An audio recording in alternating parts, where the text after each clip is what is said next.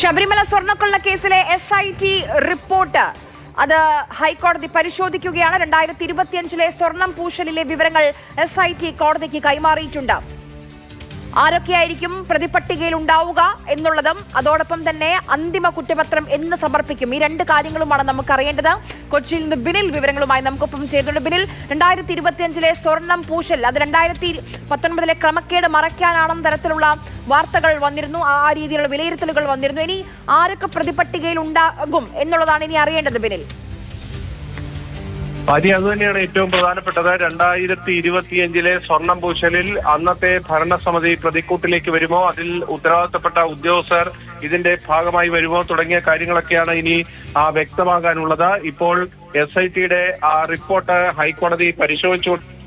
SITയുടെ അന്വേഷണ ഉദ്യോഗസ്ഥനായ SP S Sasidharan നേരിട്ടാണ് ദേവസ്വം ബെഞ്ചിൽ ഹാജരായി കേസുമായി ബന്ധപ്പെട്ട വിശദാംശങ്ങൾ ഇപ്പോൾ കൈമാറിക്കൊണ്ടിരിക്കുന്നത്. അന്തിമ റിപ്പോർട്ടിലേക്ക് കാര്യങ്ങൾ പോകുന്നു. കാരണം കഴിഞ്ഞ തവണ ഈ കേസ് പരിഗണിച്ചുകൊണ്ട് തന്നെ ഹൈക്കോടതി ഒരു അന്ത്യശാസനം എന്ന രീതിയിൽ തന്നെ നേരത്തെ കൃത്യമായ നിർദ്ദേശം SITക്ക് നൽകിയിരുന്നു. കാരണം ഇനിയും ഈ കേസിൽ നീട്ടിക്കൊണ്ടുപോകുന്നതിൽ അർത്ഥമില്ല. കൃത്യമായും അന്വേഷണ വിവരങ്ങൾ കൈമാറുക, ഇതുവരെയുള്ള അന്വേഷണ വിവരങ്ങൾ കൈമാറുക. 2025 സ്വർണം പൂശലിൽ ആരൊക്കെ പ്രതിസ്ഥാനത്ത് വരുമെന്ന കാര്യം അറിയിക്കണം എന്നതടക്കമുള്ള കാര്യങ്ങൾ കഴിഞ്ഞ തവണ കേസ് പരിഗണിച്ചപ്പോൾ തന്നെ SITക്ക് നിർദ്ദേശം നൽകിയിരുന്നതാണ്. അതിന്റെ അടിസ്ഥാനത്തിലുള്ള റിപ്പോർട്ടാണ് ഇപ്പോൾ പ്രത്യേക അന്വേഷണ സംഘം ഹൈക്കോടതിയിൽ സമർപ്പിച്ചിരിക്കുന്നത്. SP S ശശിധരൻ നേരിട്ട് ദേവസ്വം ബെഞ്ചിന് മുന്നിൽ ഹാജരായി റിപ്പോർട്ട് കൈമാറി. അതിനുശേഷം അദ്ദേഹത്തിൽ നിന്ന് കൂടുതൽ വിശദാംശങ്ങൾ ദേവസ്വം ബെഞ്ച് ഇപ്പോൾ ശേഖരിച്ചുകൊണ്ടിരിക്കുകയാണ്.